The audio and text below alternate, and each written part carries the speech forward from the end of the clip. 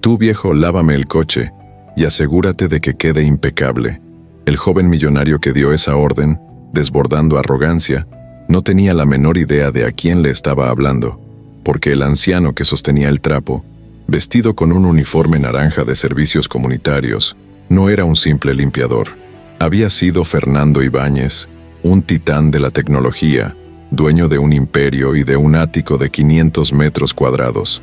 Esta es la crónica de una caída absoluta, un fraude masivo que lo despojó de su fortuna, una traición que lo envió a prisión, una familia que lo borró de sus vidas. Pero esta historia no es sobre el dinero que perdió, es sobre la lección que encontró en los escombros. ¿Qué sucede cuando el hombre que lo tenía todo es humillado públicamente por el mismo tipo de persona que él solía ser? ¿Y cómo el destino preparaba a este anciano invisible para dar la lección más importante de su vida? Esta es una historia profunda sobre arrogancia, humildad y las segundas oportunidades que se esconden en la ruina. Si crees que nunca es tarde para reconstruirse, suscríbete para más historias que desafían nuestras perspectivas.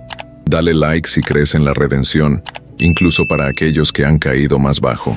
Y comparte este video con alguien que necesite recordar lo que realmente define el valor de una persona. Fernando Ibáñez había construido un imperio. A sus 52 años, era el rostro del éxito en la industria tecnológica española. Su empresa, Ibáñez Digital Solutions, había revolucionado el sector de la ciberseguridad en Europa, convirtiéndolo en uno de los empresarios más influyentes de la península. Su oficina en el centro de Madrid ocupaba 3 pisos de un rascacielos con vistas al Retiro, y su nombre aparecía regularmente en las listas de las personas más poderosas del país. Cada mañana, Fernando despertaba en su ático de 500 metros cuadrados, donde las obras de arte contemporáneo decoraban paredes que jamás habían conocido el calor de una conversación genuina. Su esposa, Natalia, dormía en una habitación separada desde hacía 3 años, aunque oficialmente seguían casados. Mantener las apariencias era esencial en su círculo social. Su hijo, Óscar, de 26 años, trabajaba nominalmente como vicepresidente en la empresa familiar, aunque rara vez aparecía antes del mediodía, y pasaba más tiempo en las discotecas de Ibiza que en las salas de juntas. Su hija menor, Irene, de 22, estudiaba moda en Milán, o al menos eso era lo que decía en sus publicaciones de redes sociales. Fernando no recordaba cuándo había sido la última vez que habían cenado juntos como familia. La relación entre Fernando y su hijo se había convertido en un campo de batalla silencioso. Óscar representaba todo lo que Fernando despreciaba secretamente en sí mismo: la arrogancia sin fundamento, la sensación de merecimiento sin esfuerzo, la superficialidad disfrazada de sofisticación. Cada vez que veía a su hijo llegar tarde a una reunión importante, con resaca y desinterés, Fernando sentía una mezcla de rabia y culpa que no sabía cómo procesar, porque en el fondo, sabía que él había creado aquel monstruo. Había sido su dinero, su ausencia, su ejemplo de que el éxito se medía únicamente en cifras bancarias, lo que había moldeado a Óscar. Pero reconocer aquello era admitir que 30 años de dedicación obsesiva al trabajo habían construido una fortuna vacía, y Fernando Ibáñez no estaba preparado para enfrentar aquella verdad. Sus conversaciones con Óscar se limitaban a intercambios cortantes sobre el rendimiento de la empresa, números fríos que reemplazaban cualquier intento de conexión real. Cuando su hijo sugería ideas para modernizar ciertos procesos, Fernando las descartaba con condescendencia, incapaz de reconocer que quizás su hijo tenía algo valioso que aportar. Cuando Óscar cometía errores, Fernando lo humillaba frente a los demás ejecutivos, creyendo que la dureza forjaría carácter, sin darse cuenta de que solo estaba cavando un abismo más profundo entre ellos. La crisis llegó como un terremoto que nadie había previsto. Durante años, Fernando había confiado ciegamente en su director financiero, un hombre brillante llamado Sebastián Moreno, quien había estado con él desde los primeros días de la empresa. Sebastián era más que un empleado. Era su confidente, su brazo derecho, el único hombre en quien Fernando creía poder confiar completamente. Habían celebrado juntos los primeros contratos importantes, habían superado juntos las crisis económicas, Habían brindado por cada victoria. Fernando le había dado acceso total a las finanzas de la empresa. Firmaba documentos sin revisarlos cuando venían de Sebastián. Confiaba en su palabra como si fuera un evangelio. Aquella confianza absoluta sería su ruina. Una mañana de febrero, Fernando recibió una llamada de la Comisión Nacional del Mercado de Valores. Había irregularidades graves en los informes financieros de Ibáñez Digital Solutions, operaciones fantasma, cuentas en paraísos fiscales, malversación de fondos de clientes. La investigación preliminar sugería un fraude masivo que había estado ocurriendo durante al menos 5 años.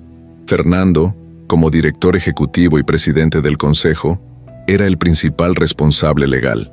Al principio, rechazó la acusación con indignación. Era imposible.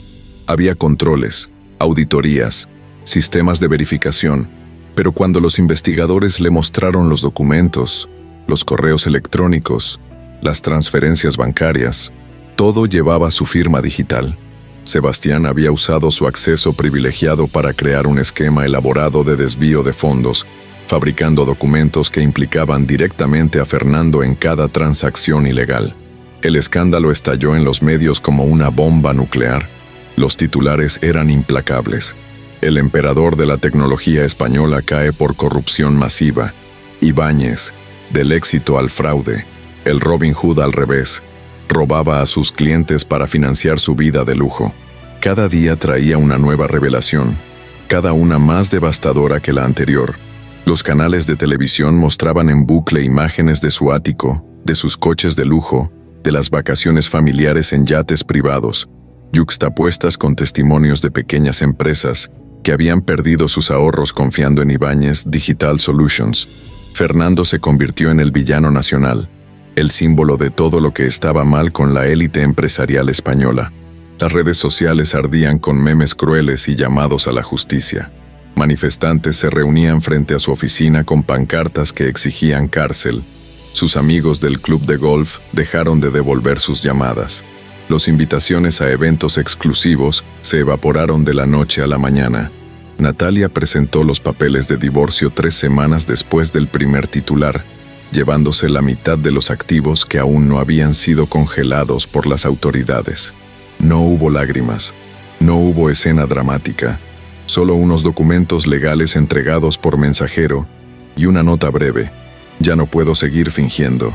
Adiós, Fernando. Óscar apareció en su oficina solo una vez, no para ofrecer apoyo, sino para exigir acceso a las cuentas bancarias de la familia antes de que todo se congelara. Cuando Fernando se negó, su hijo lo miró con un desprecio que cortaba más profundo que cualquier acusación legal y le dijo: «Siempre supe que eras un fraude, papá. La diferencia es que ahora todos lo saben». E Irene simplemente cambió su apellido en las redes sociales y dio una entrevista a una revista de moda, distanciándose públicamente de su padre.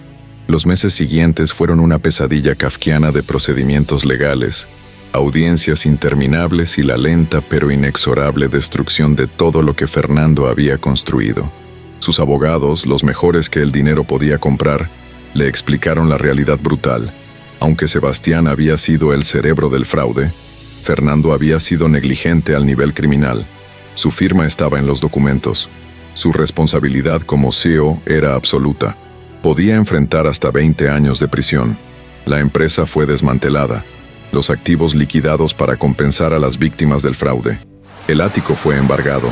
Los coches de lujo subastados. Las cuentas bancarias vaciadas. Fernando tuvo que vender su reloj Patek Philippe, un regalo que se había hecho a sí mismo cuando la empresa alcanzó su primer millón en beneficios, para pagar los honorarios legales. Cada objeto que desaparecía de su vida llevaba consigo una memoria, un momento de triunfo que ahora parecía hueco y sin sentido. Observaba cómo extraños empaquetaban su vida en cajas de cartón, etiquetando cada pieza de su antigua existencia con números de inventario fríos e impersonales. La humillación era constante y omnipresente. Cuando salía a la calle, la gente lo señalaba y susurraba. Algunos lo insultaban directamente. Una vez, en un supermercado, una mujer mayor le escupió en la cara y le dijo que su hermano había perdido los ahorros de toda su vida por culpa de él. Fernando no pudo defenderse, no pudo explicar, Simplemente se limpió la saliva de la mejilla y continuó caminando con la cabeza baja. El juicio duró 7 meses agotadores. Sebastián, quien había huido a Brasil inmediatamente después de que se descubriera el fraude, fue juzgado en ausencia. Fernando enfrentó solo el peso completo de la justicia.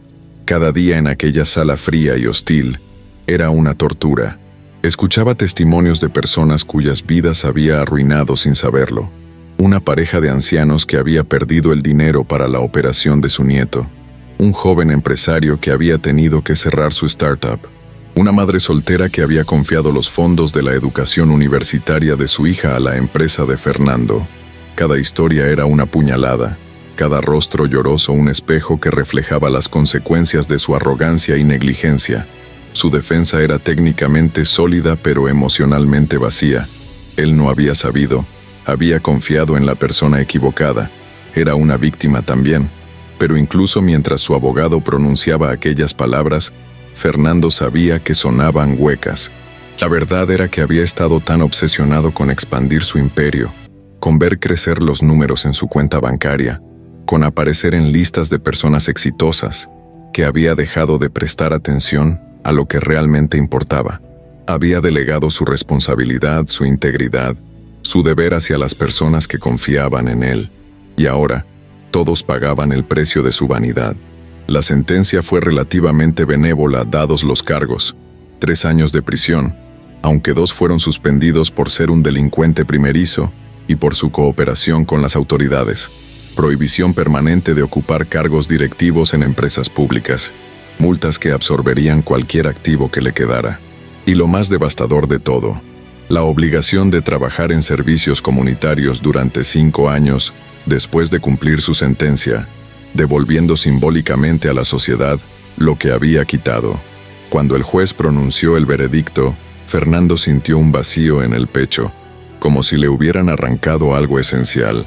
No era el miedo a la prisión lo que lo aterraba, era la comprensión súbita y aplastante de que había gastado 30 años construyendo un castillo de arena que una sola ola había borrado completamente. Y lo peor era que, en medio de los escombros de su imperio caído, no podía encontrar nada real que lamentar perder. No había amor genuino, no había amistades verdaderas, no había legado de valor, solo cifras en pantallas que ahora mostraban ceros, trofeos sin sentido y fotografías de sonrisas falsas en eventos vacíos. La prisión fue una experiencia surrealista para un hombre que había vivido toda su vida adulta en la cima de la pirámide social. Fernando compartía celda con hombres que habían crecido en circunstancias que él nunca había imaginado.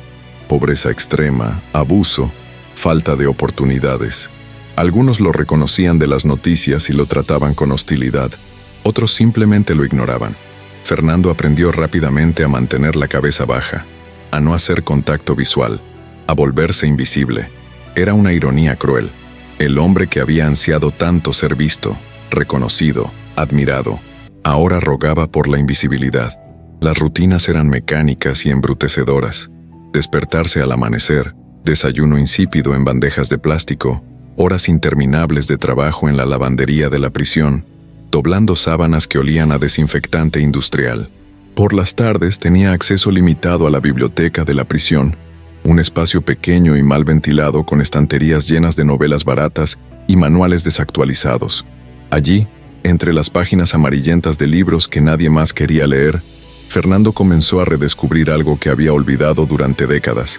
El simple acto de estar consigo mismo, sin el ruido constante de los negocios, las reuniones, las llamadas urgentes, era incómodo y doloroso, como ejercitar un músculo que había estado atrofiado durante años.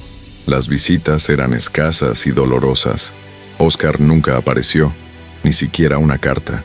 Irene vino una vez, 3 meses después de que Fernando ingresara en prisión. La conversación fue tensa y superficial. Ella evitaba mirarlo directamente a los ojos, como si la simple visión de su padre en uniforme de prisionero fuera una vergüenza insoportable. Le contó sobre su vida en Milán, sobre un novio nuevo cuya familia tenía conexiones importantes, sobre cómo había sido difícil para ella explicar la situación a sus amigos. No le preguntó cómo estaba él, no mencionó ningún recuerdo de infancia, ningún momento compartido que valiera la pena recordar.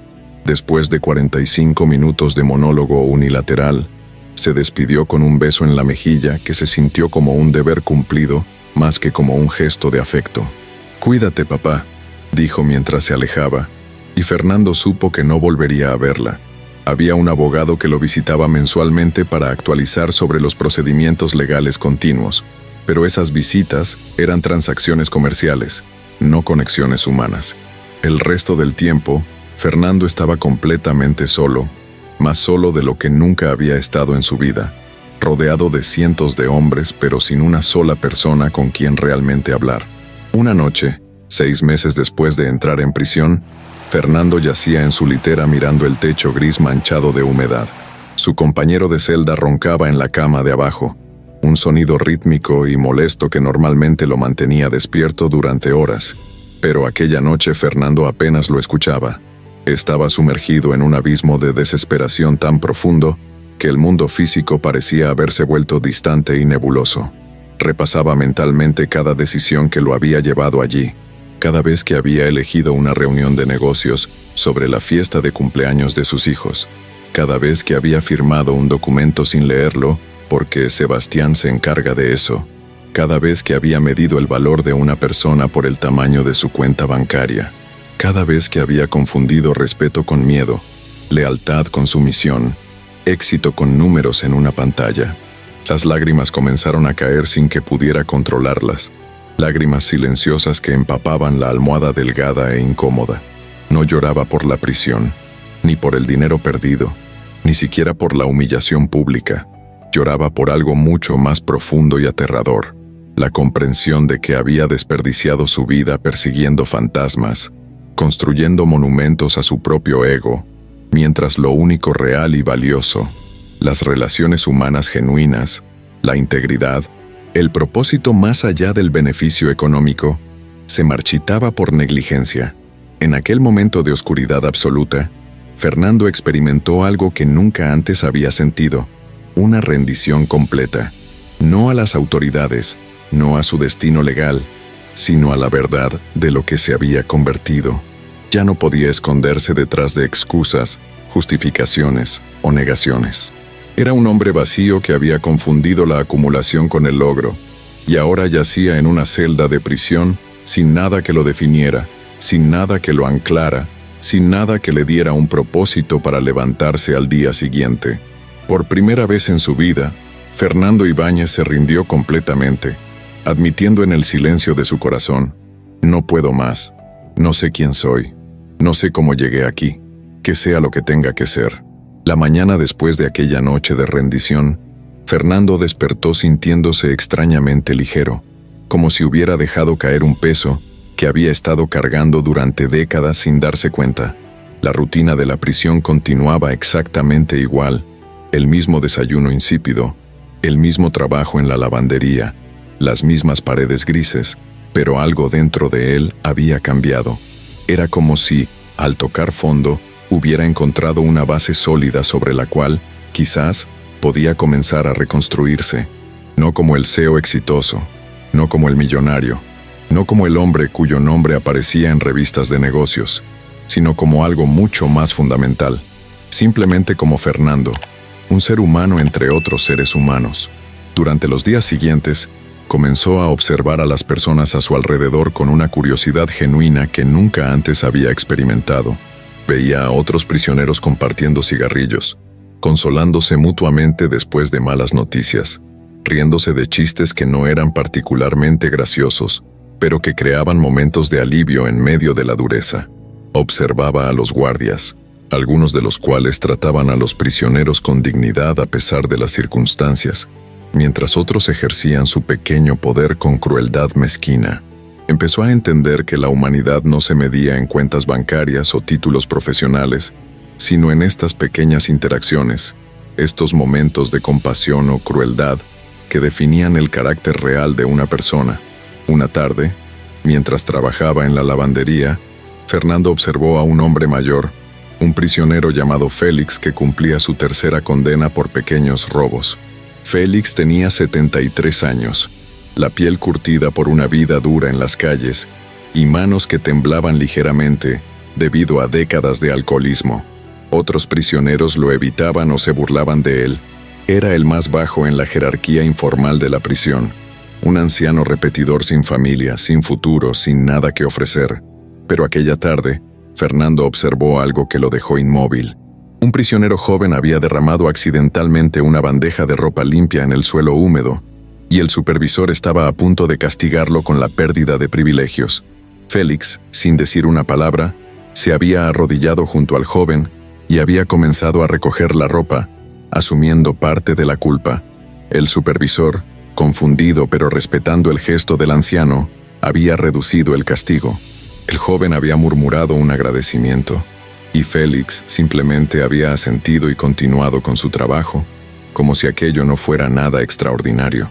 Para Fernando, fue un momento revelador.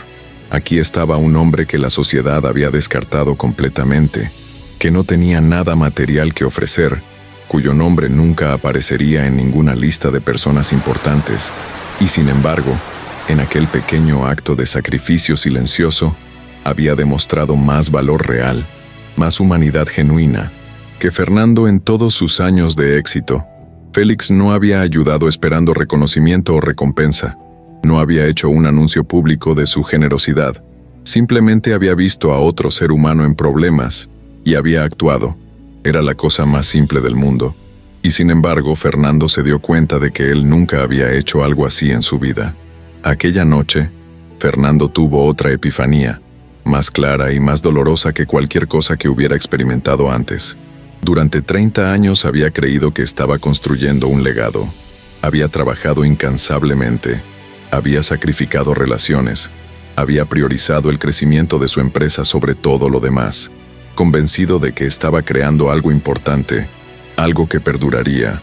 Pero ahora, mirando su vida con brutal honestidad, podía ver la verdad. No había construido nada de valor duradero. Su empresa había sido desmantelada en meses. Sus empleados, muchos de los cuales pensaba que eran leales, habían vendido historias de su ego y su arrogancia a los periódicos. Sus amigos habían desaparecido al primer signo de problemas. Su familia se había dispersado como hojas en el viento. ¿Qué quedaba de Fernando Ibáñez después de que todo se quitara? Nada, absolutamente nada, porque había confundido la acumulación de riqueza con la creación de valor. Había confundido el respeto forzado por el miedo con la admiración genuina. Había confundido las transacciones comerciales con relaciones humanas reales. Y en el proceso, había destruido las únicas cosas que realmente importaban: su integridad, su capacidad de conexión genuina, su humanidad básica.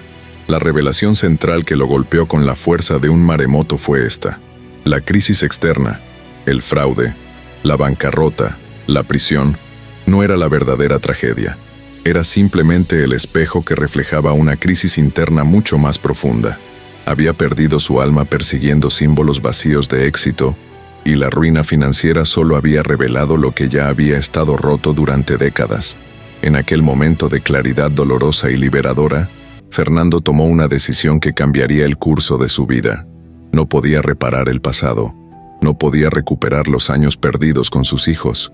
No podía devolver el dinero a las personas que había perjudicado a través de su negligencia. Pero podía, con el tiempo que le quedaba, intentar reconstruirse como un ser humano de valor real, no buscando recuperar su antigua posición o su antigua riqueza, sino redescubriendo algo mucho más fundamental: su dignidad, su capacidad de servir a otros, su humanidad esencial. Decidió que el resto de su tiempo en prisión no sería simplemente algo que soportar, sino una oportunidad para aprender lo que significaba ser humano de verdad. Comenzó con pequeños gestos, tan pequeños que eran casi invisibles. Cuando veía a alguien luchando con una carga pesada en la lavandería, se ofrecía a ayudar sin decir mucho. Cuando compartía mesa en el comedor, en lugar de comer en silencio evitando el contacto visual como había hecho durante meses, comenzaba a hacer preguntas simples. ¿Cómo estuvo tu día? ¿Recibiste noticias de tu familia? Empezó a aprender los nombres de las personas a su alrededor, no solo sus apodos de prisión, sino sus nombres reales, sus historias, las razones por las que habían terminado allí. Descubrió que muchos de ellos Tenían historias complejas y dolorosas, pobreza generacional, adicciones que comenzaron como formas de escapar del trauma, errores cometidos en momentos de desesperación. No eran las caricaturas unidimensionales de criminales que la sociedad pintaba, sino seres humanos completos con sueños rotos y potencial desperdiciado. Félix se convirtió de manera inesperada en algo parecido a un mentor silencioso para Fernando, no a través de grandes discursos o lecciones filosóficas, sino simplemente a través de su ejemplo diario. Fernando observaba cómo el anciano mantenía su dignidad a pesar de tener todas las razones para rendirse, cómo trataba a todos con respeto básico, sin importar su posición en la jerarquía de la prisión, cómo encontraba pequeños motivos de alegría, el sol caliente durante el recreo, una naranja particularmente dulce en el almuerzo, una conversación agradable con un guardia más amable. Un día, Fernando reunió el coraje para sentarse junto a Félix durante el almuerzo. El anciano lo miró con ojos cansados pero amables y asintió. Una invitación silenciosa. Comieron en silencio durante unos minutos antes de que Fernando finalmente hablara. Te he visto ayudar a muchas personas aquí. ¿Por qué lo haces? ¿Qué ganas con eso? Félix lo miró durante un largo momento, masticando lentamente su pan, antes de responder con una voz rasposa por años de tabaco. ¿Ganar? No gano nada, hijo, pero tampoco pierdo nada. Cuando salga de aquí probablemente volveré a las calles. Beberé de nuevo, robaré de nuevo, terminaré de vuelta aquí. No me hago ilusiones sobre eso, pero mientras esté aquí, mientras esté respirando, puedo elegir cómo trato a las personas a mi alrededor. Es lo único que realmente controlo. Mi madre solía decir que un hombre sin nada sigue siendo un hombre si mantiene su palabra y trata a otros con dignidad. No tengo mucho, Fernando, pero tengo eso. Aquellas palabras simples, dichas sin pretensión ni dramaturgia, se clavaron en el corazón de Fernando con más fuerza que cualquier discurso motivacional que hubiera escuchado en sus conferencias de negocios. Fernando comenzó a aplicar aquella filosofía simple pero profunda en cada aspecto de su vida en prisión. Cuando surgían conflictos entre prisioneros, en lugar de alejarse para evitar problemas, intentaba mediar con calma. Cuando alguien recibía malas noticias de casa, ofrecía su oreja para escuchar sin juzgar, sin dar consejos no solicitados, solo estando presente. Empezó a usar su experiencia empresarial de formas que nunca había imaginado. Ayudó a un prisionero joven a escribir una carta de disculpa a su familia, las palabras correctas para expresar arrepentimiento genuino. Asesoró a otros sobre cómo hacer un presupuesto básico para cuando saliera, cómo manejar las deudas que había acumulado. Enseñó a un grupo de hombres que apenas sabían leer a llenar formularios de solicitud de empleo, aumentando sus posibilidades de reintegrarse a la sociedad. Ninguno de estos actos era grandioso o dramático. No había cámaras grabando. No había reporteros escribiendo artículos sobre su redención. Eran simplemente momentos humanos tranquilos, ayuda práctica ofrecida sin esperar nada a cambio. Y lentamente, algo comenzó a cambiar en cómo otros prisioneros lo veían. La hostilidad inicial hacia el rico corrupto comenzó a suavizarse. Los hombres que antes lo evitaban comenzaron a saludarlo con un asentimiento de cabeza. Algunos incluso se acercaban para pedir consejo o simplemente para charlar. Fernando no estaba reconstruyendo un imperio empresarial. Estaba reconstruyendo algo mucho más valioso: su humanidad, relación por relación, conversación por conversación, acto pequeño por acto pequeño.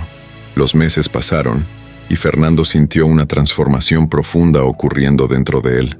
El hombre que había entrado en prisión, arrogante, defensivo, desesperado por mantener algún vestigio de su antigua identidad, estaba muriendo lentamente, y en su lugar emergía alguien nuevo. Este nuevo Fernando era más humilde, más consciente de sus limitaciones, más capaz de ver su propia humanidad reflejada en las personas a su alrededor. Descubrió que la verdadera fortaleza no venía de dominar a otros o de acumular poder, sino de la capacidad de ser vulnerable, de admitir errores, de pedir ayuda cuando la necesitaba. Aprendió que el respeto real no podía ser comprado o forzado. sino que tenía que ganarse a través de acciones consistentes que demostraban carácter. Comenzó a llevar un diario, algo que nunca había hecho en toda su vida. En aquellas páginas amarillentas, escribía reflexiones sobre las personas que conocía, las lecciones que aprendía, los errores que había cometido. No era un diario de quejas o autocompasión, sino un registro honesto de su transformación. Escribió cartas a Oscar e Irene, cartas largas y honestas donde admitía sus fallos como padre, donde no pedía perdón, sino que simplemente reconocía el daño que había causado. No las envió, sabía que probablemente las tirarían sin leer, pero el acto de escribirlas, de enfrentar sus fallos de manera tan directa, era catártico. Una noche escribió: pasé 50 años tratando de probarle al mundo que era alguien importante, y en el proceso, olvidé cómo ser simplemente alguien bueno. Si pudiera regresar y cambiar una cosa, no sería el fraude de Sebastián o las decisiones de negocios. Sería ese primer momento en que elegí una reunión sobre la recital de Irene, porque fue allí donde comencé a perder lo que realmente importaba. Cuando finalmente fue liberado de prisión, después de cumplir su año completo de sentencia, Fernando salió a un mundo que había seguido adelante sin él. No había multitudes esperándolo, no había familia ansiosa por recibirlo, no había chofer con un coche de lujo, solo un guardia que le devolvió sus pertenencias personales, un reloj barato, una cartera vacía y la ropa arrugada que había usado el día de su encarcelamiento. Tomó un autobús público hacia Madrid, algo que no había hecho en más de 20 años, observando por la ventana una ciudad que parecía simultáneamente familiar y completamente extraña. Tenía 53 años, ninguna fuente de ingresos, una reputación destruida y una orden judicial de realizar servicios comunitarios durante los próximos 5 años. Según todos los estándares que había usado previamente para medir el éxito, era un fracaso total. Y sin embargo, mientras el autobús atravesaba las calles de Madrid, Fernando sintió algo que no había experimentado en décadas, una sensación de propósito, frágil pero real, de que quizás podía usar lo que le quedaba de vida para algo que realmente importara. Su primer desafío fue encontrar un lugar donde vivir. Sin recursos financieros y con un registro criminal, las opciones eran limitadas. Terminó en una habitación pequeña en una pensión modesta en el barrio de Lavapiés, un área de Madrid que nunca había visitado en sus días de riqueza. La habitación medía apenas 12 metros cuadrados, con una cama individual, un armario estrecho y un lavabo agrietado. Compartía un baño con otros 6 residentes del piso. Las paredes eran tan delgadas que podía escuchar cada conversación, cada pelea, cada llanto de bebé en los apartamentos vecinos. Era un universo completamente diferente del ático de 500 metros cuadrados donde había vivido antes, pero extrañamente, Fernando no lo odiaba. Había algo honesto en la simplicidad de aquel espacio, algo auténtico en la vida que bullía a su alrededor. Sus vecinos eran inmigrantes, pensionistas, trabajadores con salarios mínimos, personas que luchaban diariamente por sobrevivir y que, a pesar de sus dificultades, mantenían su dignidad. Una mujer ecuatoriana del piso de arriba le trajo un plato de sopa cuando supo que acababa de mudarse. Un hombre mayor que vivía al final del pasillo le enseñó dónde estaban las tiendas más baratas del barrio. Eran gestos pequeños de una comunidad que cuidaba de sus propios miembros, algo que Fernando nunca había experimentado en sus exclusivos círculos sociales anteriores. El trabajo de servicios comunitarios asignado por el tribunal era humilde y, al principio, humillante. Fernando fue destinado a limpiar espacios públicos en Salamanca, irónicamente el mismo barrio elegante donde había tenido reuniones de negocios en cafés caros. Su tarea incluía barrer aceras, recoger basura, limpiar grafitis de las paredes y, ocasionalmente, ayudar a lavar vehículos en un programa comunitario de inserción laboral. Le dieron un uniforme naranja brillante que lo identificaba claramente como alguien cumpliendo una sentencia, asegurando que su humillación fuera pública y visible. Los primeros días fueron agonizantes. Personas que antes lo habrían saludado con reverencia, ahora pasaban junto a él sin una segunda mirada. O peor, lo miraban con desprecio reconociendo lo de los titulares. Algunos hacían comentarios en voz alta diseñados para que los escuchara. «Mira, ahí está el ladrón famoso. Debería estar limpiando con un cepillo de dientes. Todavía tiene suerte de no estar en prisión de por vida». Cada palabra era como un latigazo, cada mirada de desdén una herida en su ya maltrecho orgullo. Fernando había caído tan bajo como era posible caer en la sociedad española, de la cumbre absoluta al escalón más bajo. Era invisible para algunos, un objeto de burla para otros, un símbolo de fracaso moral para la mayoría. Y sin embargo, recordando las lecciones de Félix, recordando su decisión de reconstruir su humanidad, Fernando decidió enfrentar aquella humillación con dignidad. Mantenía la cabeza alta mientras barría. Saludaba cortésmente a las personas que pasaban, incluso cuando no recibía respuesta. Hacía su trabajo con cuidado y atención, no porque lo estuvieran vigilando, sino porque había decidido que incluso las tareas más humildes merecían ser hechas bien. Fue durante uno de estos días de trabajo que ocurrió el encuentro que marcaría el comienzo de la siguiente fase de su transformación. Fernando estaba asignado a un programa donde ayudaba a limpiar coches como parte de un servicio comunitario. Ese día particular, un Bentley negro brillante se detuvo frente al café donde Fernando estaba trabajando. El conductor era un hombre de unos 35 años, vestido con un traje que Fernando reconoció inmediatamente como Armani de última temporada, probablemente costando cerca de 5.000 euros. El hombre salió del coche hablando por teléfono, su voz alta y autoritaria. «No me importan las excusas. Quiero los números en mi escritorio antes del mediodía. O puedes empezar a buscar otro empleo». Fernando sintió un escalofrío de reconocimiento. Aquella había sido exactamente su voz, su tono, su manera de tratar a las personas, hace solo 2 años. El hombre miró hacia Fernando, quien estaba cerca con su cubeta y sus trapos, y con un gesto despectivo de la mano le dijo: «Tú, viejo, lávame el coche y asegúrate de que quede impecable, no como la basura que probablemente haces normalmente». No había reconocido a Fernando.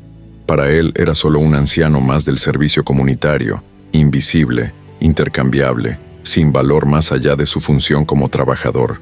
Fernando sintió la humillación arder en su pecho, el impulso de revelar su identidad, de recordarle a aquel hombre arrogante que él había sido uno de los empresarios más poderosos de España, pero se contuvo.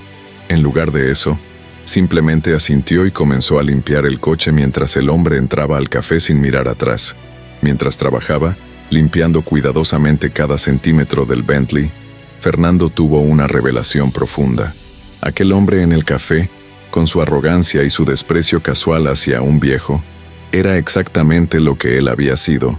Quizás no con las mismas palabras exactas, pero con la misma actitud fundamental, la creencia de que las personas se podían medir y descartar según su utilidad económica, que alguien que realizaba trabajo manual era inherentemente menos valioso que alguien que usaba traje y hablaba de millones.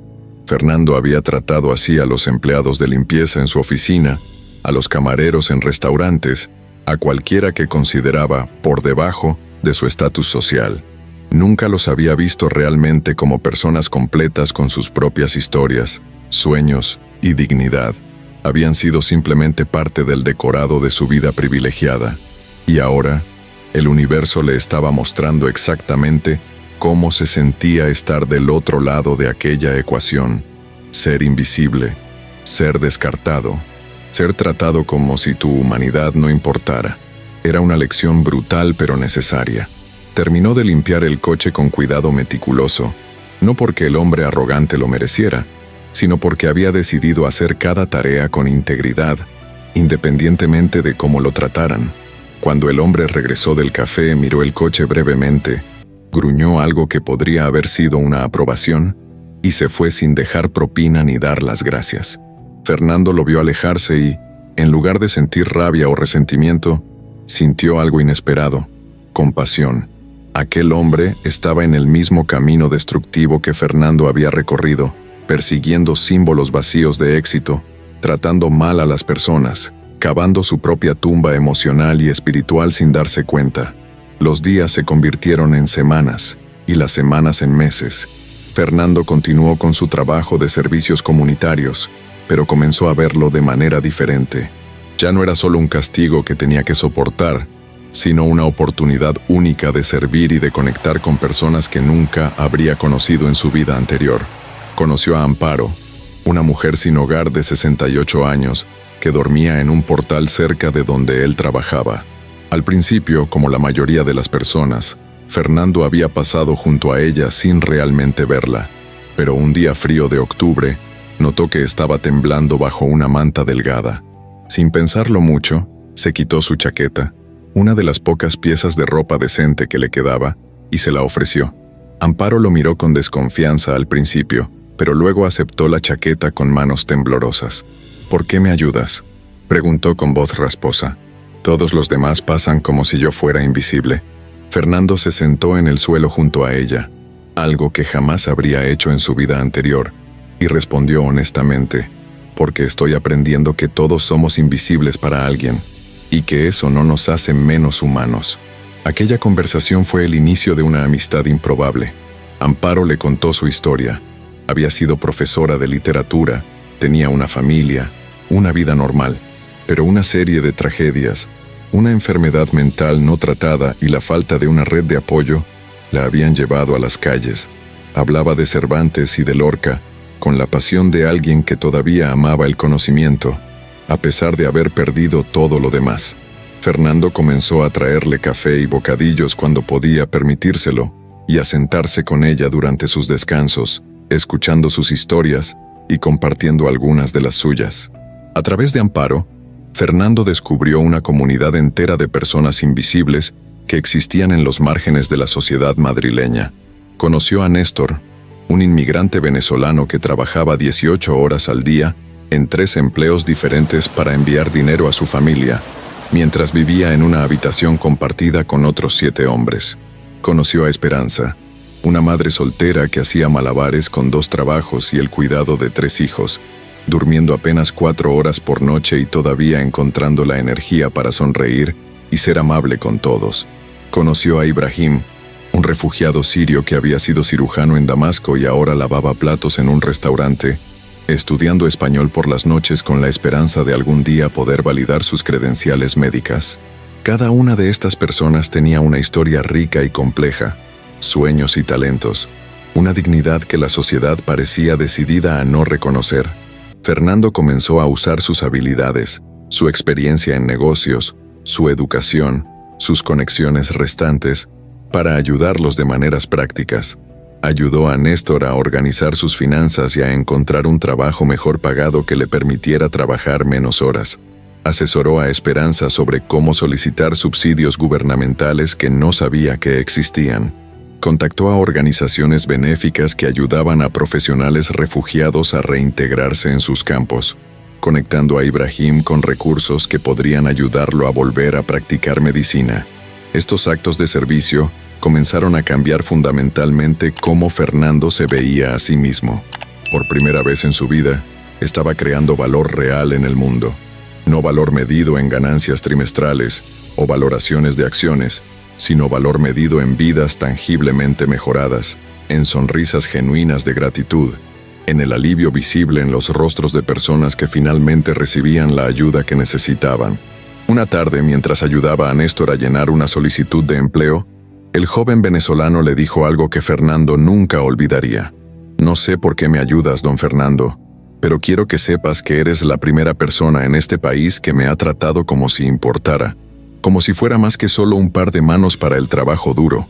Aquellas palabras golpearon a Fernando con una fuerza inesperada, porque se dio cuenta de que este reconocimiento de la humanidad de otra persona, este acto simple de ver y valorar a alguien que la sociedad había decidido ignorar, era más significativo que cualquier trato de millones de euros que hubiera cerrado, más valioso que cualquier premio empresarial que hubiera recibido, más real que cualquier titular de periódico que hubiera celebrado sus logros. Estaba finalmente construyendo un legado que importaba, persona por persona, conversación por conversación, acto de bondad por acto de bondad. 2 años después de su liberación de prisión, Fernando había establecido una rutina de vida que era radicalmente diferente de cualquier cosa que hubiera imaginado. Sus mañanas comenzaban temprano. no para revisar informes financieros o prepararse para reuniones de alto nivel, sino para completar sus horas de servicio comunitario. Pero lo que había comenzado como una obligación legal se había transformado en una vocación genuina. Había comenzado a organizar informalmente las personas que conocía en la comunidad, creando una red de apoyo mutuo. Los sábados por la mañana, un grupo se reunía en un centro comunitario pequeño en Lavapiés. Amparo, Néstor, Esperanza, Ibrahim y otros que Fernando había conocido en sus viajes. Compartían comidas, intercambiaban información sobre oportunidades de trabajo, se ayudaban mutuamente con trámites burocráticos, simplemente se daban compañía y apoyo. Fernando facilitaba estas reuniones, pero había aprendido a hacerlo sin dominar, sin imponer su voluntad, escuchando más que hablando, permitiendo que otros tomaran la iniciativa. Era un papel completamente nuevo para él. No el CEO dictando órdenes desde la cima de la pirámide, sino un miembro igual de una comunidad, contribuyendo con sus habilidades, pero también aprendiendo de las fortalezas y conocimientos de los demás. Un día de primavera, mientras Fernando estaba limpiando una zona de recreo infantil como parte de sus servicios comunitarios, escuchó una voz que no había oído en más de 3 años. «Papá», se giró lentamente y vio a Óscar parado a unos metros de distancia. Su hijo había cambiado. Parecía más delgado, más cansado. Las líneas de arrogancia juvenil que habían marcado su rostro reemplazadas por algo más complejo. Quizás el comienzo de madurez real. Llevaba ropa casual, no los trajes caros de diseñador que solía usar. Por un largo momento, padre e hijo simplemente se miraron. El peso de 3 años de silencio suspendido entre ellos. Fernando puso a un lado su escoba y esperó, sin saber qué decir, sin saber qué esperar. Óscar fue el primero en hablar. Su voz vacilante. «Te he estado buscando durante semanas. No fue fácil encontrarte». Fernando asintió lentamente. «No he estado escondiéndome, solo viviendo». Óscar miró alrededor. El parque pequeño, el uniforme de servicios comunitarios de Fernando, la escoba apoyada contra una banca, y algo en su expresión se rompió. «Lo siento, papá, por todo, por lo que te dije cuando todo se derrumbó, por no visitarte en prisión, por no estar allí cuando me necesitabas». Las palabras salieron en un torrente, como si hubieran estado acumulándose durante años. Yo era un idiota arrogante que pensaba que el dinero era lo único que importaba porque era lo único que tú parecías valorar. Y cuando te perdimos, cuando perdí todo el estilo de vida al que me había acostumbrado, me di cuenta de que nunca había aprendido nada real, nada valioso. He estado trabajando, papá, trabajando de verdad por primera vez en mi vida, en un trabajo normal con un salario normal, y es difícil y humillante, y finalmente estoy empezando a entender por qué todos nos odiaban. Fernando sintió una oleada de emociones tan fuerte que tuvo que sentarse en la banca del parque. Lágrimas comenzaron a rodar por sus mejillas, no de tristeza, sino de algo más complejo, una mezcla de dolor por los años perdidos y esperanza por la posibilidad de redención. «Óscar», dijo finalmente, su voz quebrada, «no necesitas disculparte. Tú eras lo que yo te enseñé a hacer. Cada error que cometiste era un reflejo de los míos. Te mostré que el valor de una persona se medía en su cuenta bancaria, que el éxito significaba dominar a otros, que las relaciones eran transacciones. Te fallé como padre mucho antes de que cualquier escándalo saliera a la luz». Se levantó y caminó hacia su hijo, extendiendo una mano que temblaba ligeramente. «Pero si me permites, me gustaría intentarlo de nuevo. No como el hombre que era. Ese hombre está muerto y enterrado, sino como el hombre que estoy tratando de convertirme. No tengo dinero para darte. No tengo conexiones que puedan ayudar tu carrera. No puedo ofrecerte nada excepto tiempo, honestidad y el intento de ser un padre de verdad». Óscar ignoró la mano extendida y abrazó a su padre, ambos hombres llorando abiertamente en medio del parque, mientras los niños jugaban a su alrededor y la vida continuaba su curso normal. Fue un momento de reconciliación que Fernando había creído imposible, un regalo que no sentía merecer, pero que aceptó con gratitud humilde. Los meses siguientes vieron el desarrollo lento pero real de una relación genuina entre Fernando y Óscar. Se encontraban semanalmente para café, conversaciones que eran difíciles y honestas, pero también sanadoras. Oscar le contó sobre su vida después del colapso, cómo había intentado mantener el estilo de vida lujoso con el dinero que le quedaba, gastándolo rápidamente en fiestas y pretensiones vacías. Cómo había tocado su propio fondo cuando se encontró solo, sin dinero, sin amigos reales, dándose cuenta de que nadie lo había amado por quien era, sino por lo que podía comprarles. Cómo había tenido que conseguir un trabajo en una empresa de marketing, empezando desde abajo, siendo el nuevo que tenía que demostrar su valor. Fue humillante al principio, admitió Oscar. Todos sabían quién había sido, y algunos se alegraban de verme caído. Pero lentamente, aprendí a trabajar de verdad, a contribuir con valor real, a ganarme el respeto en lugar de esperarlo como un derecho. Fernando escuchaba estas historias con una mezcla de orgullo y tristeza. Orgullo de que su hijo finalmente estuviera encontrando su propio camino. Tristeza de que hubiera tenido que aprender estas lecciones de la manera más dura. Compartió sus propias experiencias, las lecciones que había aprendido de Félix en prisión, las personas que había conocido en las calles de Madrid, la comunidad que había construido desde las ruinas de su antigua vida. Le presentó a Oscar a algunos de los miembros de su grupo de apoyo, y Fernando observó con alegría cómo su hijo trataba a aquellas personas con respeto genuino, sin condescendencia, sin juicio, simplemente como seres humanos iguales en dignidad y valor. Una tarde, Oscar llegó a su reunión semanal con una propuesta inesperada. «Papá, he estado pensando, tú has ayudado a tantas personas de manera individual, pero imagina lo que podríamos hacer si lo formalizáramos. Una organización sin fines de lucro que conecte a profesionales que han perdido todo, ya sea por crisis económica, registro criminal o simplemente mala suerte, con recursos y oportunidades para reconstruir sus vidas. Tú tienes la experiencia y la red de contactos, incluso si esos contactos ahora son personas en situaciones difíciles en lugar de ejecutivos. Yo tengo energía juvenil y habilidades de marketing. Podríamos hacer algo real juntos». Fernando se quedó en silencio durante un largo momento, procesando la propuesta. Había pasado los últimos 2 años evitando intencionalmente cualquier cosa que se pareciera a su vida anterior, temeroso de caer en los mismos patrones de ego y control. Pero esto era diferente. No se trataba de construir un imperio o de enriquecerse.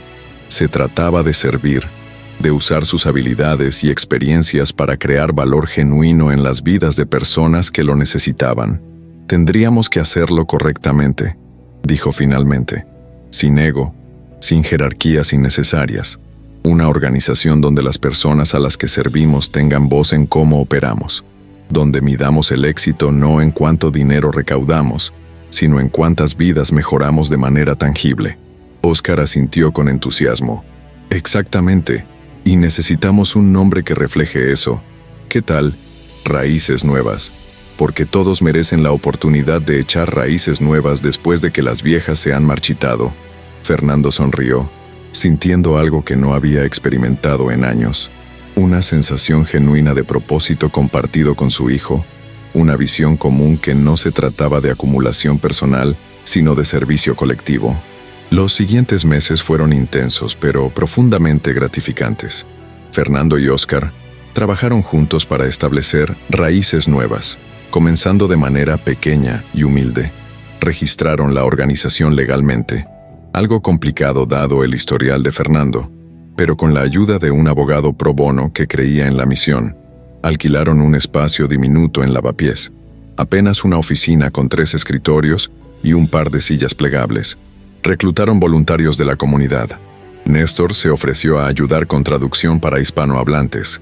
Ibrahim ofrecía asesoramiento básico de salud. Amparo, quien había conseguido una habitación en un albergue gracias a la ayuda de Fernando, ayudaba con alfabetización y educación básica. La organización ofrecía servicios prácticos, ayuda con currículums y solicitudes de empleo, asesoramiento sobre gestión financiera básica, conexiones con programas de capacitación laboral, apoyo emocional y construcción de comunidad. No era glamoroso ni sofisticado, pero era real y necesario. Las primeras personas en recibir ayuda fueron aquellas que Fernando y Oscar ya conocían, pero lentamente la voz se corrió.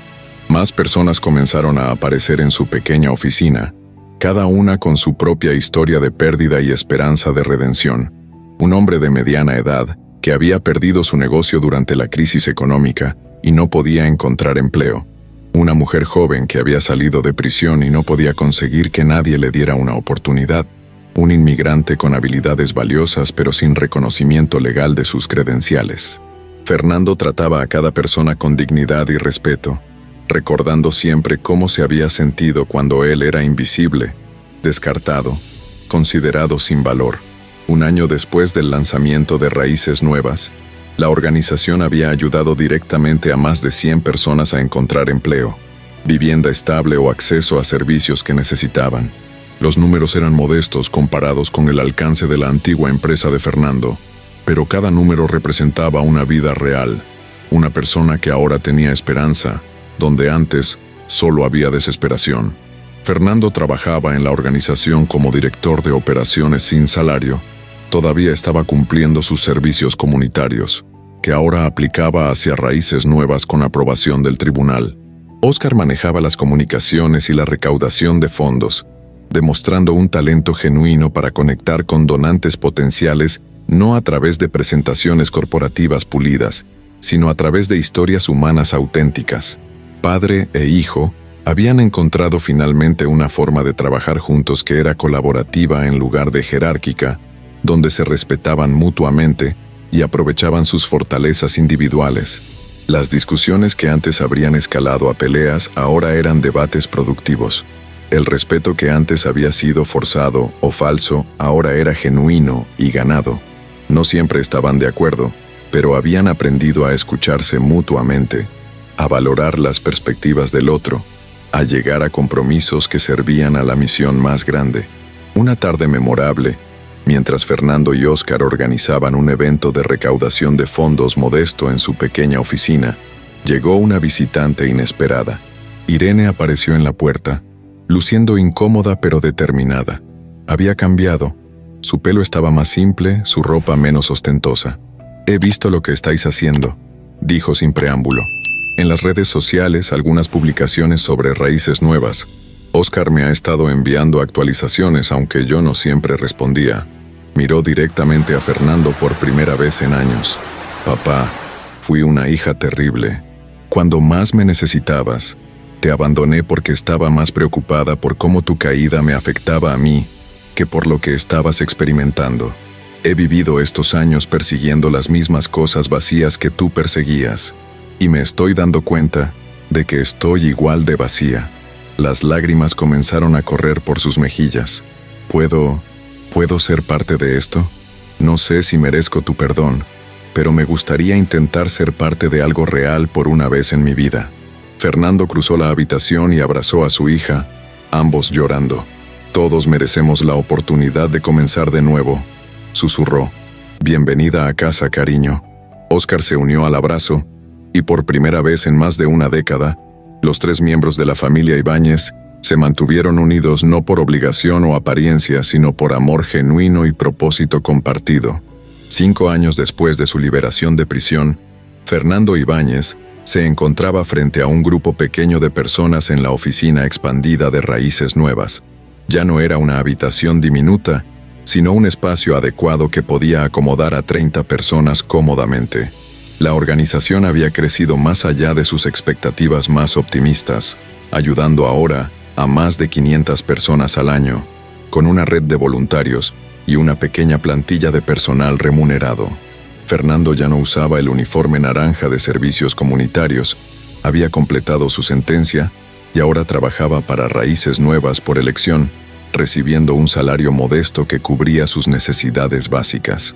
Óscar era el director ejecutivo, demostrando habilidades de liderazgo que habían estado latentes durante sus años de arrogancia. Irene manejaba las relaciones públicas y las redes sociales, usando su talento para la comunicación visual para contar las historias de las personas a las que servían. La familia Ibáñez no era rica en términos financieros. Vivían en apartamentos modestos, usaban transporte público, cocinaban en casa en lugar de comer en restaurantes caros, pero habían encontrado una riqueza diferente: propósito, conexión genuina, la satisfacción profunda de saber que sus vidas importaban de maneras reales y medibles. Aquella tarde en particular, Fernando estaba dando una charla a un nuevo grupo de personas que acababan de unirse al programa de Raíces Nuevas. Entre los rostros ansiosos y esperanzados, reconoció a alguien, el hombre del Bentley negro, el ejecutivo arrogante que le había ordenado limpiar su coche 5 años antes. El hombre, cuyo nombre era Lorenzo, parecía una sombra de su antiguo yo, demacrado, vestido con ropa barata, con la mirada perdida de alguien que había caído desde lo alto. Fernando sintió una punzada de reconocimiento y compasión. Después de la presentación se acercó a Lorenzo. «No sé si me recuerdas», comenzó Fernando. «Hace 5 años limpiabas coches como parte de servicios comunitarios. Yo fui un completo imbécil contigo, tratándote como si fueras menos que humano». Lorenzo lo miró con una mezcla de vergüenza y confusión. «Me llamaste viejo y me ordenaste limpiar tu Bentley». Fernando sonrió sin rencor. «Sí, lo recuerdo bien, pero no te guardo ningún resentimiento. En ese momento eras exactamente lo que yo había sido, alguien que había confundido el éxito material con el valor humano». «¿Qué te trajo aquí?». Lorenzo compartió su historia. Había dirigido una empresa de inversiones, se había vuelto descuidado y arrogante, había cometido fraude de valores, había perdido todo. Era una narrativa dolorosamente familiar para Fernando.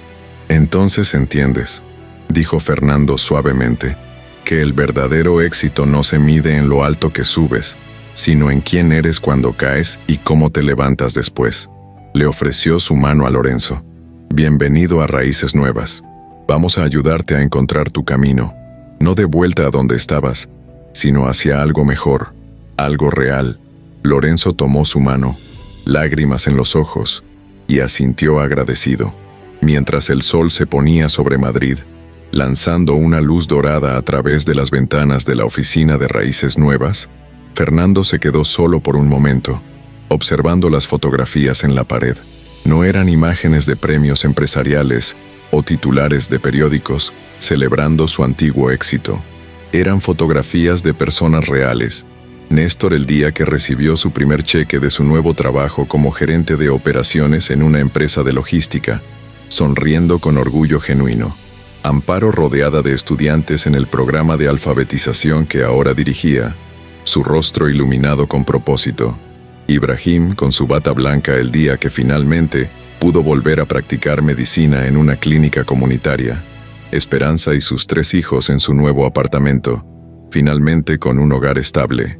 Y en el centro, una fotografía reciente de Fernando, Óscar e Irene trabajando juntos en la oficina, riendo sobre algo trivial, una imagen de una familia que finalmente había encontrado su camino de vuelta el uno al otro.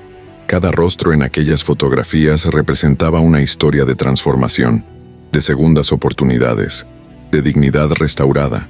Fernando pensó en el hombre que había sido, el CEO arrogante que medía su valor en cifras, que trataba a las personas como recursos descartables, que había sacrificado todo lo que realmente importaba en el altar de un éxito vacío. Aquel hombre estaba verdaderamente muerto, y en su lugar había emergido alguien completamente diferente, no perfecto, no sin cicatrices, pero genuinamente humano de maneras que el antiguo Fernando nunca había sido. Había aprendido que la verdadera riqueza no se acumulaba en cuentas bancarias sino en relaciones auténticas, en el impacto positivo en las vidas de otros, en la capacidad de ver y honrar la dignidad inherente en cada persona. Había aprendido que el respeto real no podía comprarse o forzarse, sino que tenía que ganarse a través de acciones consistentes que demostraban carácter. Había aprendido que el éxito verdadero no se medía en premios o reconocimientos públicos, sino en el conocimiento tranquilo, al final del día, de que había usado sus habilidades y su tiempo para hacer el mundo un poco mejor de lo que lo había encontrado. Pensó en Félix, el anciano de la prisión que le había enseñado sin pronunciar un solo sermón, lo que significaba mantener la dignidad en las circunstancias más difíciles. Se preguntó dónde estaría Félix ahora, si todavía estaba vivo, si sabía el profundo impacto que había tenido en la vida de Fernando. Mentalmente, le agradeció por aquel regalo invaluable. Su reflexión fue interrumpida por Óscar, quien entró en la oficina con una sonrisa. «Papá, hay alguien aquí que quiere verte. Dice que te conoce de hace mucho tiempo». Fernando salió a la sala de recepción y se detuvo en seco. Allí, parado con incomodidad, pero también con determinación, estaba Félix. El anciano lucía un poco mejor de lo que Fernando lo recordaba. Más limpio, con ropa que aunque simple era adecuada, con ojos que mantenían aquella misma mezcla de cansancio y amabilidad que Fernando recordaba también. «Félix», susurró Fernando, su voz quebrada por la emoción. «¿Cómo...?» El anciano sonrió, revelando dientes faltantes pero una expresión genuina de afecto. «Me liberaron hace 3 meses. Probablemente volveré a meter la pata y terminaré allí de nuevo. Eso lo sabemos los dos. Pero mientras tanto escuché sobre este lugar, sobre lo que estás haciendo, y pensé que quizás podría ayudar. No tengo mucho que ofrecer, pero sé lo que es caer y levantarse, una y otra vez. Y sé cómo mantener la dignidad cuando el mundo te dice que no vales nada». Fernando cruzó la habitación y abrazó al anciano, sin importarle quién estuviera mirando. «Tienes más que ofrecer que la mayoría de las personas que conozco, y sería un honor tener tu ayuda». Y así, Félix se convirtió en parte de Raíces Nuevas, trabajando como mentor para personas recién liberadas de prisión, compartiendo su sabiduría dura ganada con aquellos que más la necesitaban. Los años continuaron fluyendo, trayendo consigo sus propios desafíos y triunfos. Hubo momentos difíciles, personas a las que ayudaron y que volvieron a caer en viejos patrones, fondos que escaseaban y amenazaban el funcionamiento de la organización, críticos que cuestionaban la sinceridad de la transformación de Fernando. Pero también hubo victorias hermosas, parejas que se reconciliaron después de años de distancia, jóvenes que encontraron propósito después de vidas de delincuencia, familias que finalmente encontraron estabilidad después de años de lucha. Raíces Nuevas no se convirtió en una organización masiva ni famosa, no apareció en titulares de periódicos, ni ganó premios internacionales, pero en los barrios de Madrid donde operaba, entre las comunidades a las que servía, era conocida y respetada como un lugar donde las personas rotas podían encontrar ayuda para rearmarse, donde los que la sociedad había descartado podían encontrar un camino de vuelta a la dignidad. Y para Fernando, aquello era más que suficiente. Era de hecho todo lo que realmente había importado alguna vez. Una tarde, 10 años después de su liberación de prisión, Fernando recibió una llamada inesperada. Era Natalia, su exesposa, a quien no había visto ni hablado desde el divorcio.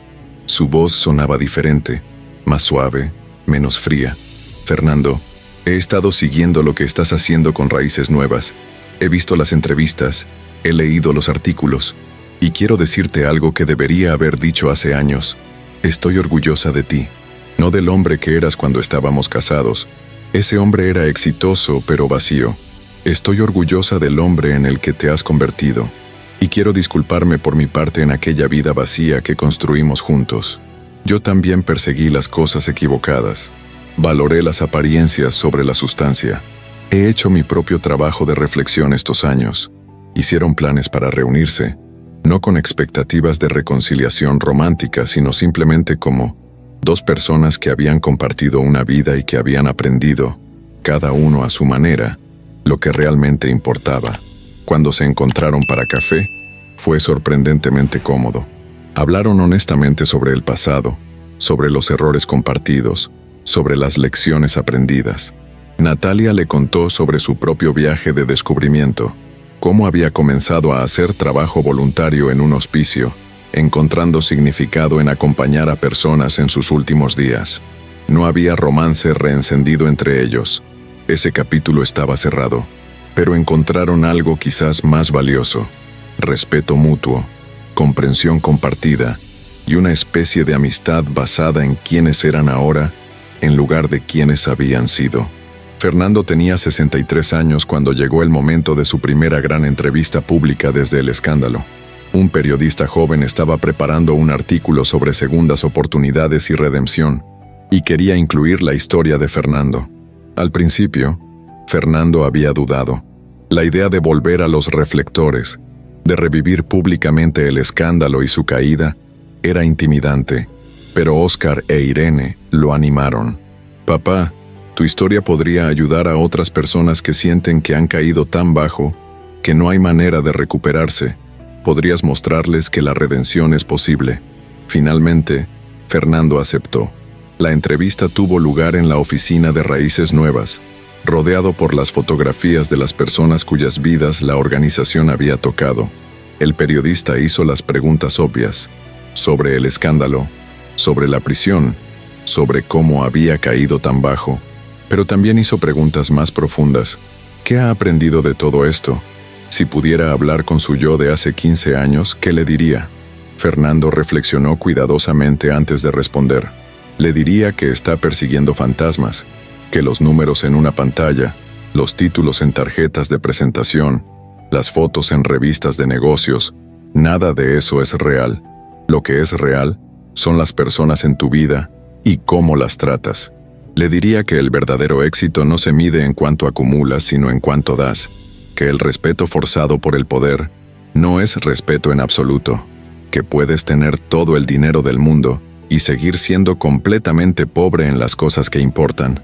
El periodista preguntó, ¿lamentas haber perdido tu fortuna? Fernando sonrió, una sonrisa genuina sin amargura. Lamento las circunstancias, el fraude, el daño a personas inocentes, pero no lamento haber perdido el dinero en sí, porque perder todo me obligó a descubrir quién era cuando se quitaban todas las capas falsas. Y el hombre que descubrí debajo de todo aquello era alguien que valía la pena conocer, alguien que todavía tenía la capacidad de crecer y cambiar. La fortuna que he encontrado en los últimos 10 años, en relaciones reales, en propósito genuino, en el privilegio de servir, vale infinitamente más que cualquier cantidad que alguna vez tuve en mi cuenta bancaria.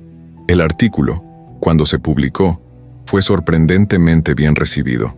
No romantizaba la historia de Fernando ni ignoraba el daño que había causado, pero presentaba honestamente su jornada de transformación. Resultó en un aumento de donaciones para Raíces Nuevas, pero más importante, resultó en docenas de personas contactando a la organización, algunos buscando ayuda, otros queriendo compartir sus propias historias de caída y redención, otros simplemente queriendo decir que la historia les había dado esperanza. Fernando respondió personalmente a cada mensaje, compartiendo palabras de aliento, ofreciendo apoyo práctico cuando era posible, simplemente siendo presente para personas que necesitaban saber que no estaban solas en sus luchas. Una de aquellas personas era el mismo Lorenzo, el hombre del Bentley, quien escribió una carta larga y emotiva sobre cómo la historia de Fernando le había dado el coraje de enfrentar completamente sus propios errores y comenzar su propio proceso de transformación. Antes de conocerte en Raíces Nuevas, escribió Lorenzo, pensaba que mi vida había terminado, pero tu ejemplo me mostró que una vida puede tener múltiples capítulos y que los capítulos finales pueden ser los más significativos si tenemos el coraje de cambiar.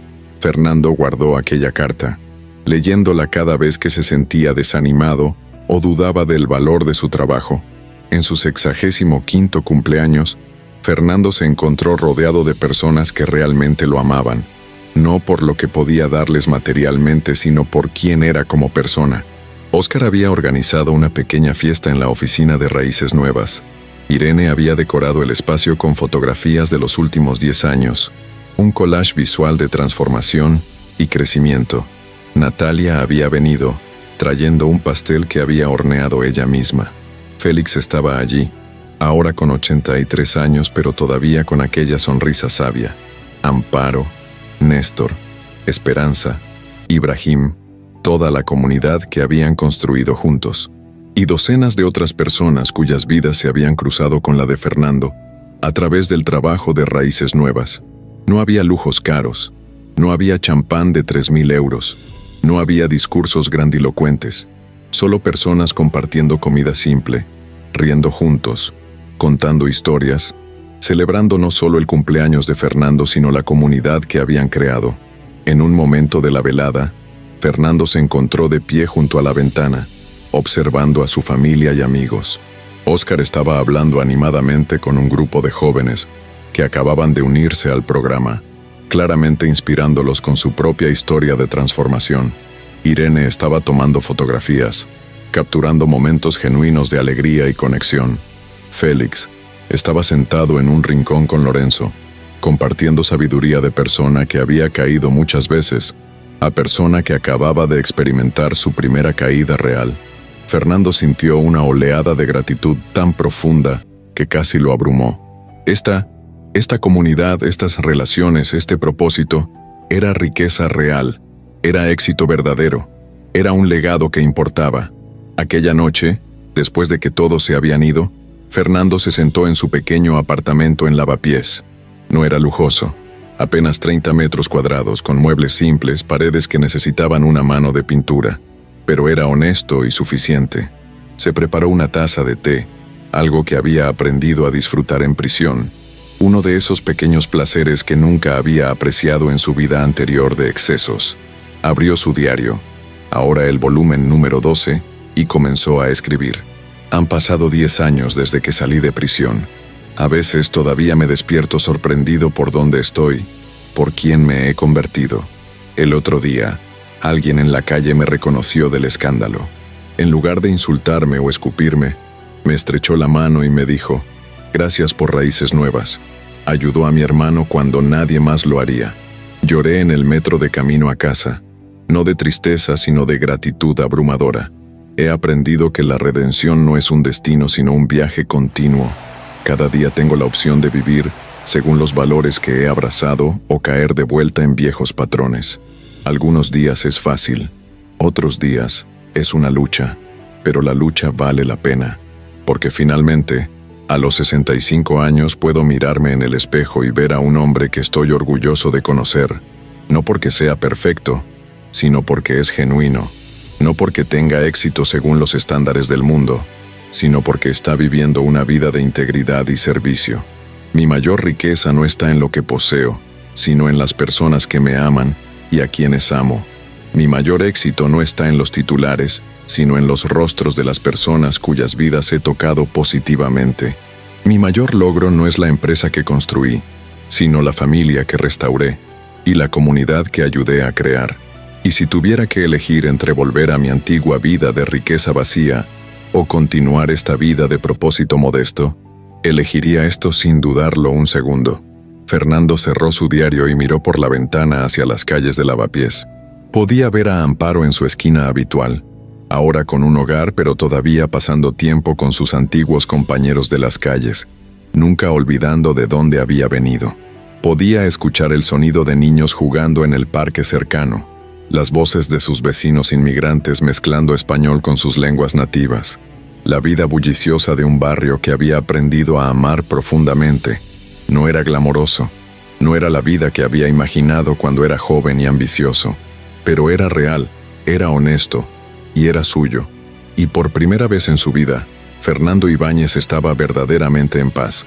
Había aprendido la lección más importante, que un hombre puede perderlo todo, su fortuna, su reputación, su familia, y aún así encontrar riqueza verdadera si tiene el coraje de mirarse honestamente, aceptar sus fallos y comprometerse a vivir con integridad, que la invisibilidad forzada por la edad o las circunstancias puede ser transformada en una oportunidad de servir sin ego, que nunca es demasiado tarde para cambiar, para crecer, para convertirse en la versión de uno mismo que siempre se tuvo el potencial de ser, y que el verdadero legado de un hombre no se mide en edificios que llevan su nombre o en fortunas que deja atrás, sino en las vidas que toca, las personas que ayuda y el amor genuino que comparte. La historia de Fernando Ibáñez no era única. En cada ciudad, en cada comunidad, hay personas que han caído desde lo alto, que han tocado fondo, que han tenido que reconstruirse desde cero. Algunos encuentran su camino de vuelta a la dignidad y el propósito. Otros permanecen atrapados en amargura y negación. La diferencia no está en las circunstancias de la caída, sino en la respuesta a ella, en la voluntad de enfrentar verdades dolorosas, de cambiar patrones arraigados, de servir en lugar de ser servido. Y quizás, mientras escuchas esta historia, reconoces algo de ti mismo en Fernando. Quizás no has experimentado una caída tan dramática, pero todos tenemos momentos donde nos hemos perdido persiguiendo las cosas equivocadas. Todos hemos tratado a alguien como invisible cuando merecían ser vistos. Todos hemos medido el éxito en términos que, en nuestros corazones más honestos, sabemos que son vacíos. La invitación de esta historia no es a juzgar a Fernando por sus errores, sino a reflexionar sobre nuestras propias vidas. ¿Qué estamos persiguiendo? ¿A quién estamos ignorando? ¿Qué legado estamos construyendo realmente? Y si nos encontramos queriendo, como Fernando lo hizo, todavía hay tiempo para cambiar de rumbo, para elegir la sustancia sobre las apariencias, el servicio sobre la acumulación, el amor genuino sobre las transacciones vacías. Porque al final, cuando todo lo demás se quita, lo único que permanece es quiénes somos y cómo hemos tratado a las personas en nuestro camino. Y eso, más que cualquier fortuna material, determina la verdadera riqueza de una vida. Si esta historia te ha conmovido, si ha tocado algo en tu corazón, o te ha hecho reflexionar sobre tu propio camino, te invitamos a compartirla con alguien que pueda necesitar escucharla. Y si quieres seguir escuchando historias que exploran la complejidad de la experiencia humana, que celebran la capacidad de transformación y redención, que honran la dignidad inherente en cada persona, te invitamos a suscribirte a nuestro canal. Cada historia que compartimos es un recordatorio de que todos estamos en este viaje juntos, todos luchando con nuestras propias versiones de caída y redención, todos buscando significado y conexión en un mundo que a menudo valora las cosas equivocadas. Gracias por escuchar, por abrir tu corazón a la historia de Fernando, y por ser parte de esta comunidad de personas que creen en segundas oportunidades y en el poder transformador de la compasión. Hasta la próxima historia.